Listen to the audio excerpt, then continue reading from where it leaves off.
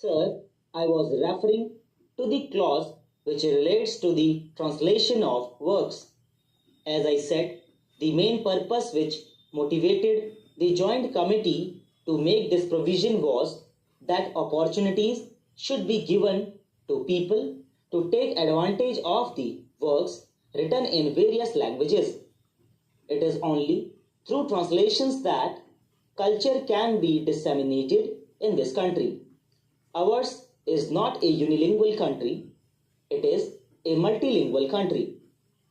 And if we put restrictions in the way of translating works, we put restrictions in the way of the advancement of knowledge itself.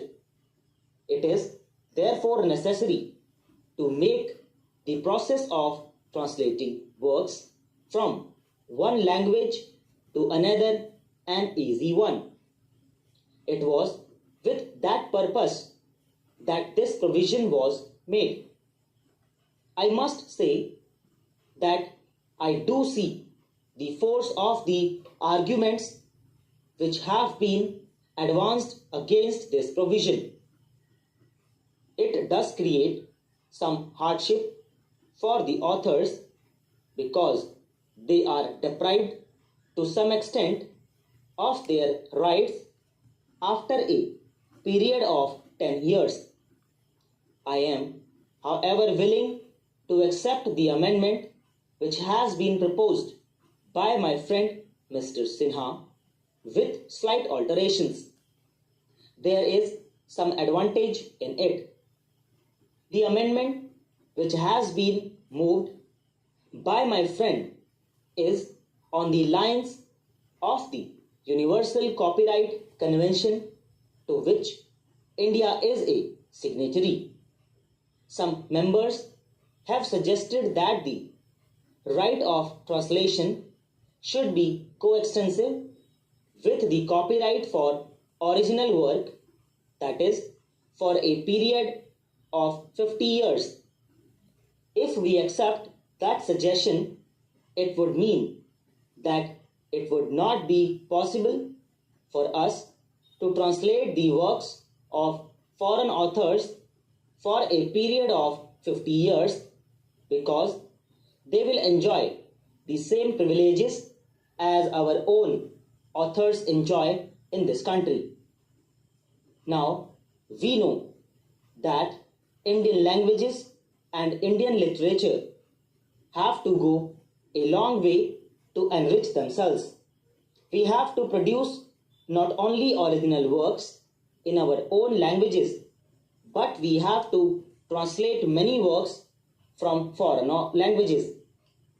If we make this right of translation coextensive with copyright, it may mean that we shall not be able to translate the works of foreign authors, and I am quite sure that the House would not like to put that barrier in the path of intellectual advancement. Therefore, the best alternative under the circumstances is to accept the amendment which has been very ably and very thoughtfully moved by my honorable friend. I have every sympathy with the authors who, in this country, live under very difficult circumstances, but we have also to consider the interests of posterity, the future generations. We must consider the interests of our society in general. If we think of the authors only and make this right coextensive with the term of the copyright, what would be the result? Probably the authors may gain, but it will be detrimental to the general interests of the society. I am, therefore, satisfied with the amendment which has been moved by my friend. It meets the interests of the authors. It also meets the interests of the general public. We have to reconcile the conflicting interests. Now, Professor Rao raised an interesting point with regard to the reassignment of the copyright of a publication. It is quite true that in this country, authors under very difficult circumstances sometimes part with their works for practically nothing. They are being exploited by the publishers. There is no denying that fact, and it was with this view that in the original bill, the government put forward a proposal that after a period of 7 years, the author could get back the copyright.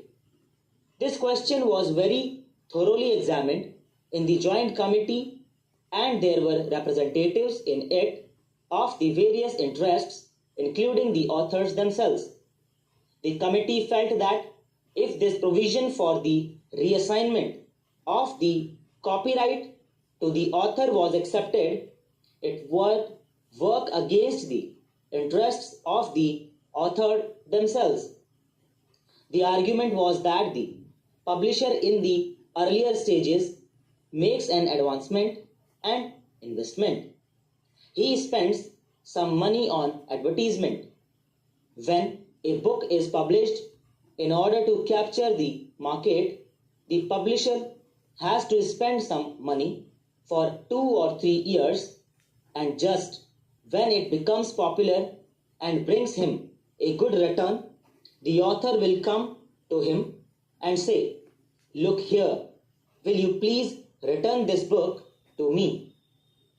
If the publisher is so uncertain about the future of the book, if the publisher is always uncertain about his publication, and if he knows that after a period of 7 years he is not going to get any return on the investment he has made, do you think that any publisher would ever take any interest in business and in publishing that book in the market? After all, business is business and publishing is a business, and we should not ignore this hard reality. As I said, I have my full sympathies with the authors, but at the same time, we must remember that without the help of the publishers, the interests of authors will not be promoted. दोस्तों इसी के साथ dictation finish हो